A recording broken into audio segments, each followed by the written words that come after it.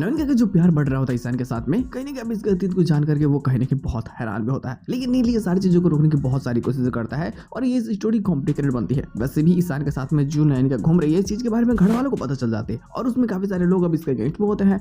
लेकिन यहाँ नवीन को अपनी जिंदगी को जीना है और इस चीज के लिए वो आगे बढ़ना चाहते हैं, लेकिन ईशान उसका बार बार मिलना चाहता है, उसके करीब आना चाहता है और ये सारी चीजें अब इसे परेशान करने लगती है। लेकिन फिर भी ये कहने के खुद के लिए स्टैंड लेती है और आगे बढ़ने का फैसला भी कर चुकी है, तो ये आगे बढ़ती भी है। वैसे भी नील अगर लाइफ में बढ़ चुका है, तो अब जब वो आगे बढ़ चुका है तो ये क्यों पीछे रहे। इसे भी अपनी लाइफ में आगे बढ़ना है, अपने सपने को पूरा करना है और इसे अपनी उस जिंदगी को जीना है जिससे कभी शायद इसने किसी और के लिए छोड़ दिया है। यानी कि कैसे इसे धोखा मिला था नील से और ये सारी चीजें अब इसे परेशान करने लगती है। सोच करके फिर डिप्रेशन में जाती है, लेकिन फिर भी ये आगे बढ़ने का फैसला करती है और जिस कारण ये तैयार होकर के आगे बढ़ भी जाती है।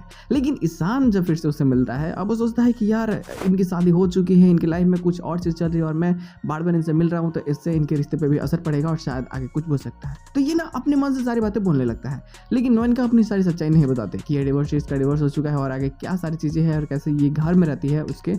लेकिन फिर भी ये उसके एक बच्चे की माँ भी है, तो इन सभी चीज़ों को ना ये छिपा रही होती है। मतलब बच्चे के बारे में तो पता होता है, लेकिन डिवोर्स हो चुका है ये चीज़ के बारे में ईशान को पता नहीं होती है और ये सारी चीज़ें अब उससे हैरान करती है जब उसे पता चलता है कि वेल इनका डिवोर्स हो चुका है और कैसे ये फिर भी अपने पूरे परिवार का ख्याल रखती है, यानी जिससे शादी हुई थी उसके परिवार के भी।